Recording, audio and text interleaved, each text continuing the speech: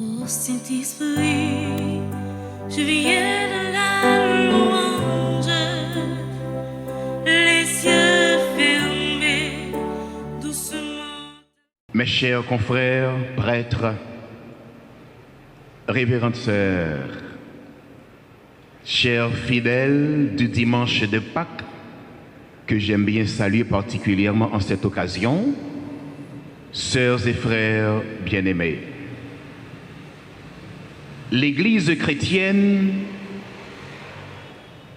toutes dénominations confondues, se joint aujourd'hui particulièrement à la société céleste des bienheureux pour célébrer dans la joie immense ce jour que fait le Seigneur, jour de résurrection, jour de joie, jour de fête, jour unique de toute l'histoire de l'humanité.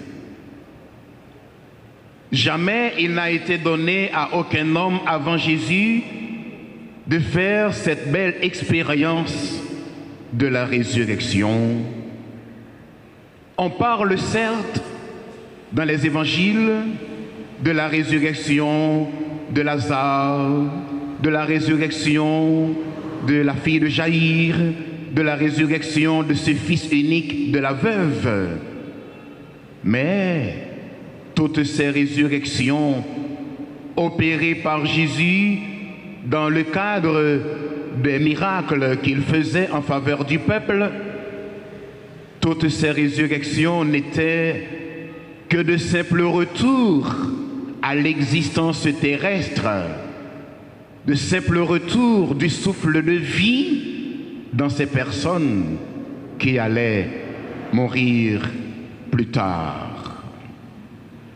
Mais sur le Christ ressuscité, la mort, nous dit l'apôtre Saint Paul, n'a plus aucun pouvoir, car il l'a vaincu une fois pour toutes.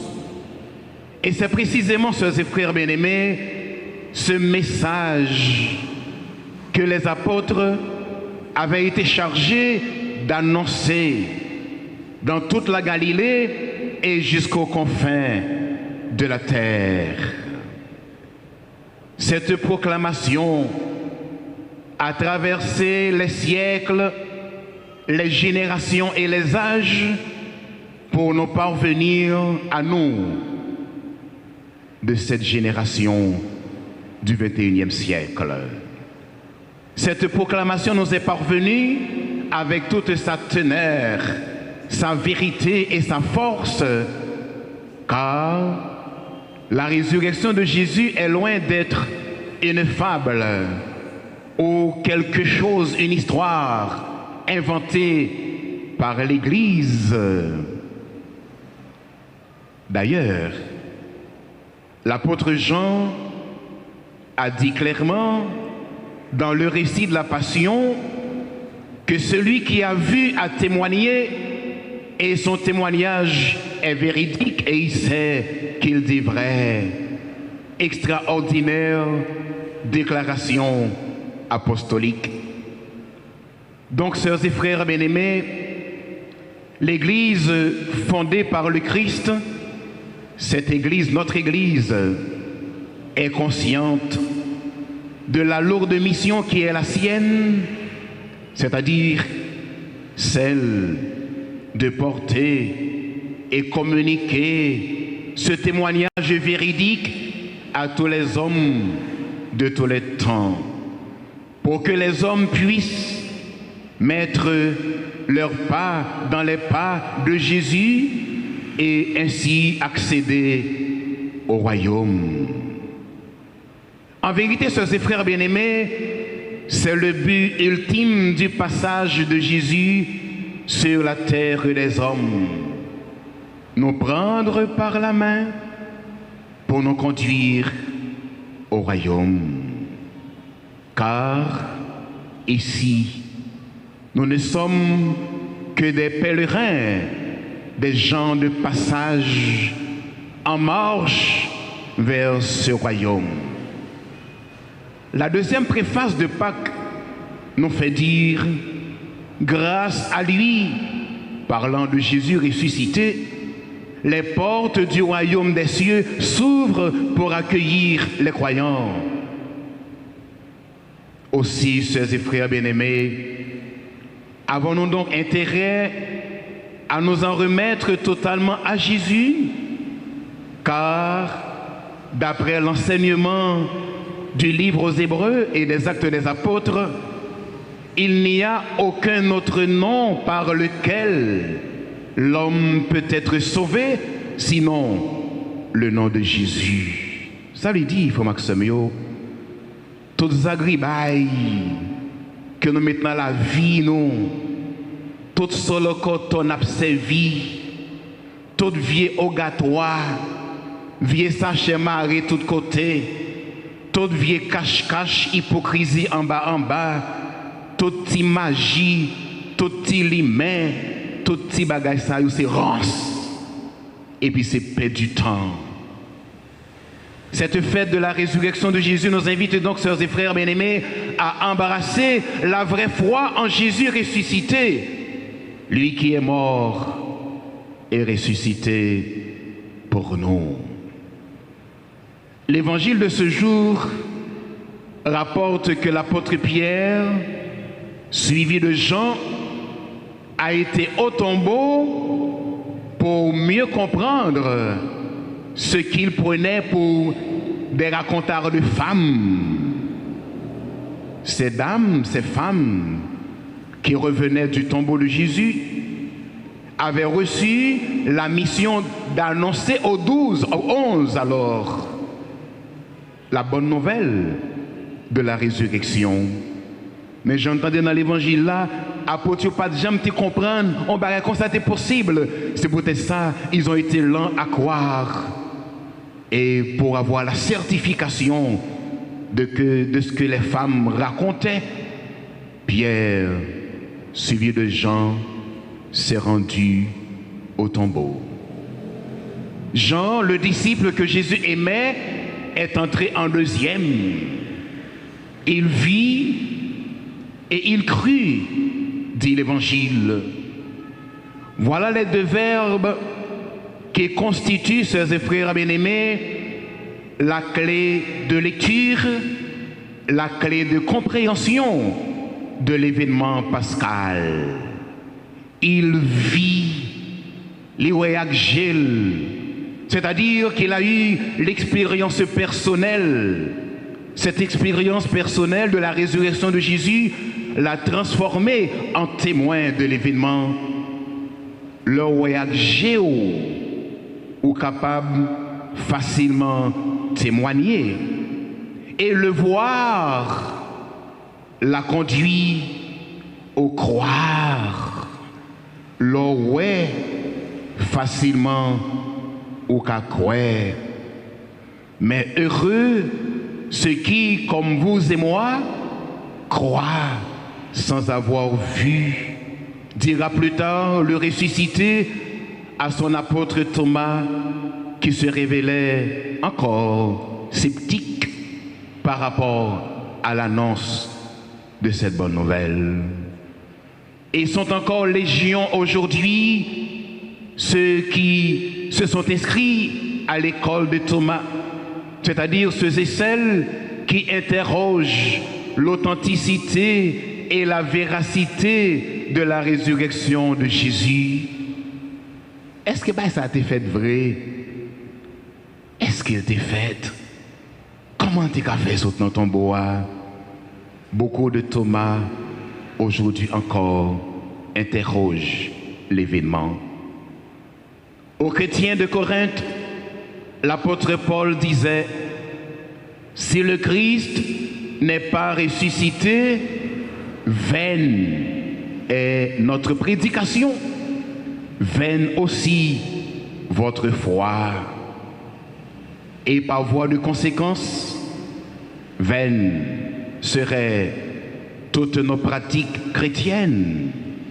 Et alors, sœurs et frères bien-aimés, les sacrements, les 7 sacrements, nos assemblées dominicales ou quotidiennes, notre liturgie, nos enseignements, nos engagements dans les groupes, mouvements, chorales, nos sacrifices, nos bonnes œuvres accomplies au nom de Jésus, et j'en passe. Tout cela ne serait que pure perte de temps et gaspillage d'énergie. Mais non, il est vraiment ressuscité, c'est ça même apôtre te dit. Il est ressuscité et il est prêt pour mourir pour proclamation ça. Et sans risque de nous tromper, sœurs et frères bien-aimés, nous pouvons affirmer que c'est la résurrection de Jésus qui donne sens à notre vie comme personne et notre vie comme chrétien. C'est une grâce de le comprendre ainsi. C'est une grâce que d'en vivre. La résurrection de Jésus fait lever le voile sur le mystère de l'au-delà et le sens de notre vocation réelle ici-bas. Pour qui ça nous là? Qui côté nous aller? En pile, mon a posé question. Pour qui ça ne vient sous terre? Ça n'a pas réglé. Côté nous aller après? Mais c'est la résurrection de Jésus qui donne réponse à toutes ces interrogations. Aussi, sœurs et frères bien-aimés, commémorons-nous cet événement avec la joie, avec la détermination des apôtres, en tant qu'ils nous invitent à mener plus que jamais le combat pour la vie, le combat pour la survie, pour notre survie dans ce pays d'Haïti, devenu aujourd'hui, par la faute de plus d'un, terre de mort, terre de guérilla, terre de terreur, terre de désespoir, terre de sang. Au nom du Christ ressuscité, sœurs et frères bien-aimés, nous devons savoir persévérer et nous engager vraiment dans la lutte pour le respect de la vie. Nous avons banalisé la vie dans le pays. La vie, moun pas vaut rien. Il faut pas la bataille là. Il faut donc lutter pour le respect de ce cadeau, le souffle de vie, qui est un cadeau divin. Il faut mener la lutte contre tout cela qui la banalise, la vie, et qui la détruisent avec tant de légèreté et sans crainte d'être puni. Il faut mener la lutte pour le respect de nos droits qui demeurent inaliénables. Mener la lutte pour l'application concrète des lois, des bonnes lois qui doivent régir notre nation. Mener la lutte pour que les hommes dits hommes d'État, les soi-disant dirigeants, pour qu'ils prennent enfin conscience de leurs responsabilités à l'endroit de ce peuple abasourdi par le bruit des armes, ce peuple décapitalisé, appauvri gravement, ce peuple chassé sans arrêt, ce peuple déshumanisé. Il suffit de regarder ce qui se passe dans les camps. En pile monde qui était la caillou, vient retrouver à terre, à dormir dans la rue, à marcher dans la rue. Ce peuple assassiné. Aussi pouvons-nous, avec ce peuple, nous interroger pour nous demander comment célébrer la Pâque, symbole de vie et d'espérance dans ce pays d'Haïti qui ne fait que compter ses morts, compter ses cadavres jour après jour.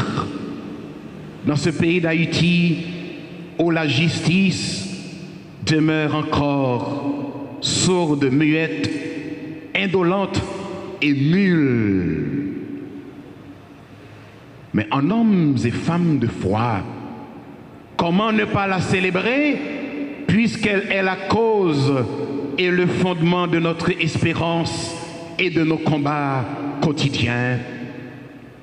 Aussi, sœurs et frères bien-aimés, je vous exhorte donc à ne jamais baisser les bras, ne jamais baisser les bras devant la malveillance, la criminalité, la violence, la haine, la jalousie, l'aigreur implacable de ces malades envieux du sort d'autrui.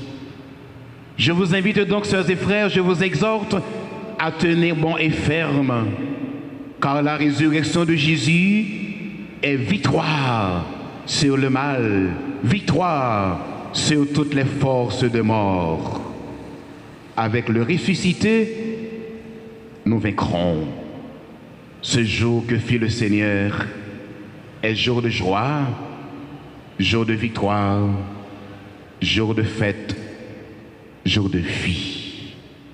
Qu'il en soit ainsi pour vous et pour moi, au nom du Père et du Fils et du Saint-Esprit. Je viens